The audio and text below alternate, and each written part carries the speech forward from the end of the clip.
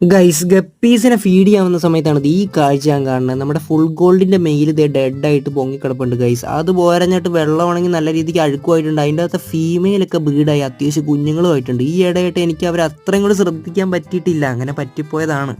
അപ്പോൾ അതേ നമ്മുടെ കയ്യിൽ യൂസ് ചെയ്യാത്ത വേറെ അക്വേറിയം സെപ്പറേറ്റ് ഉണ്ട്. ഇത് കഴുകി സെറ്റ് ചെയ്ത് കഴിഞ്ഞാൽ കുഞ്ഞുങ്ങളെയും അത്യാവശ്യം ഗ്രോൺ ആയിട്ടുള്ള ഗപ്പീസിനെ നമുക്ക് സെപ്പറേറ്റ് ചെയ്യാമല്ലോ.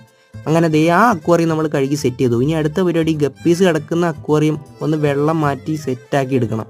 അപ്പം അതിന് വേണ്ടിയിട്ട് അതിൽ നിന്ന് ഗപ്പീസിനെയൊക്കെ നമ്മൾ പിടിച്ച് മാറ്റണം. അതിൻ്റെ അകത്ത് നിന്ന് കുഞ്ഞുങ്ങളെ പിടിക്കാനായിരുന്നുണ്ട് ഏറ്റവും വലുത്. ഇവന്മാരെ പിടിക്കുമ്പോഴൊക്കെ ഇവന്മാരെ ഇടയിൽ കൂടി ചാടിപ്പോവും. അങ്ങനെ ഒടുക്കുന്നത് എല്ലാത്തിനെയും പിടിച്ച് മാറ്റി. ഇനി അടുത്ത പണി ഇതൊന്ന് കഴുകിയെടുക്കലാണ്. ഇതാണെങ്കിൽ തേച്ചരച്ച് കഴുകാനും പറ്റില്ല, സ്ക്രാച്ച് ഉള്ളതുകൊണ്ട് പൊട്ടിപ്പോവും. അങ്ങനെ പറ്റുന്ന പോലെയൊക്കെ ദേ കഴുകി സെറ്റ് ചെയ്തു. അങ്ങനെ ഗപ്പീസിനെയൊക്കെ ദേ നമ്മൾ സെപ്പറേറ്റ് ചെയ്തിട്ടുണ്ട് ഗൈസ്. ഇപ്പോൾ അവർ നല്ല ആക്റ്റീവായിട്ടുണ്ട്. അപ്പോൾ നമ്മുടെ വീഡിയോ ഇഷ്ടമായിട്ടുണ്ടെങ്കിൽ ഒന്ന് ലൈക്ക് ചെയ്യണം കേട്ടോ. കൂട്ടത്തിലെ ചാനലും കൂടി ഒന്ന് സബ്സ്ക്രൈബ് ചെയ്തേക്കണം. അപ്പോൾ അടുത്ത വീഡിയോ കാണാം ഗൈസ്.